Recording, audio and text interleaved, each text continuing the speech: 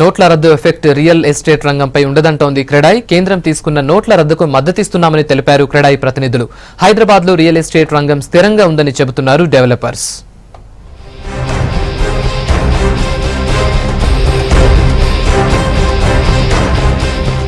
పెద్ద నోట్ల రద్దుతో real estate రంగం వారు భయపడాల్సిన అవసరం లేదని confederation of real estate developers association of India ప్రతినిధులు తెలిపారు. హోటల్ పార్క్ హయత్లో demonetization effect on real estate అంశంపై క్రెడాయ్ హైదరాబాద్ చాప్టర్ డిస్కషన్ నిర్వహించింది. సిటీలో housing sector, commercial office spaces, bulk land dealing పై నోట్ల రద్దు ఎఫెక్ట్ ఉండదని క్రెడాయ్ హైదరాబాద్ ప్రెసిడెంట్ రామరెడ్డి స్పష్టం చేశారు. ఆన్లైన్ ట్రాన్సాక్షన్ తోనే 90% రియల్ ఎస్టేట్ వ్యాపారం నడుస్తోందని అన్నారు. వచ్చే 6 నెలల్లో రియల్ ఎస్టేట్ లో ఇన్వెస్ట్మెంట్స్ పెరుగుతాయన్నారు. డిమానిటైజేషన్ ఎఫెక్ట్ హైదరాబాద్ మీద చాలా తక్కువ.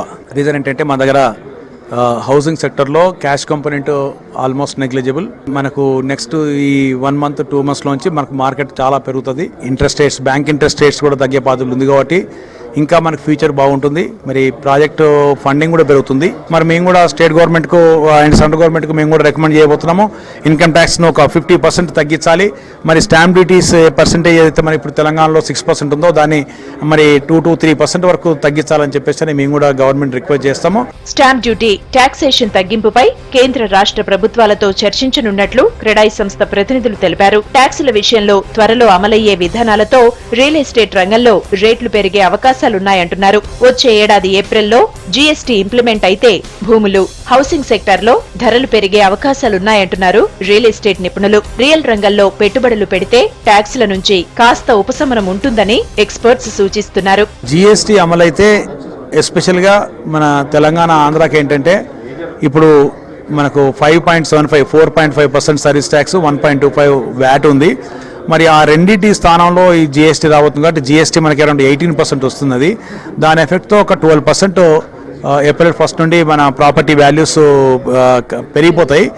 అండ్ మరి కన్స్ట్రక్షన్ మీద కూడా ఈ జీఎస్టీ ఎఫెక్ట్తో ఒక 10 to 15% కాస్ట్ ఆఫ్ కన్స్ట్రక్షన్ పెరుగుతుంది. 20 నుంచి 25% వరకు మాత్రం ప్రాపర్టీస్ మాత్రం పెరిగిపోతాయి ఏప్రిల్ 1 ఆన్వర్డ్స్. ఇది మాత్రం జరుగుతుంది.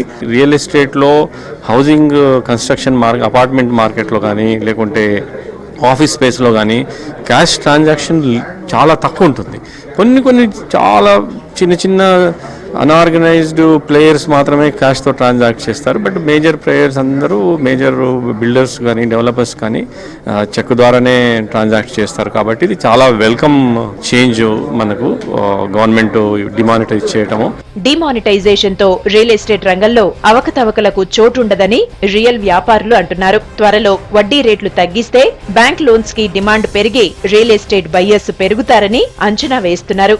దేశంలోని మిగతా మెట్రో సిటీస్ తో పోలిస్తే సిటీలో భూముల ధరలు తక్కువగా ఉన్నాయంటున్నారు. కన్స్ట్రక్షన్ ఇండస్ట్రీలో మాత్రం నోట్ల రద్దు ప్రభావం కొంత ఉందంటున్నారు రియల్ ఎస్టేట్ డెవలపర్స్. భవన నిర్మాణ కార్మికులకు త్వరలో ఆన్లైన్ బ్యాంకింగ్ ద్వారా చెల్లింపులు చేపడతామంటున్నారు.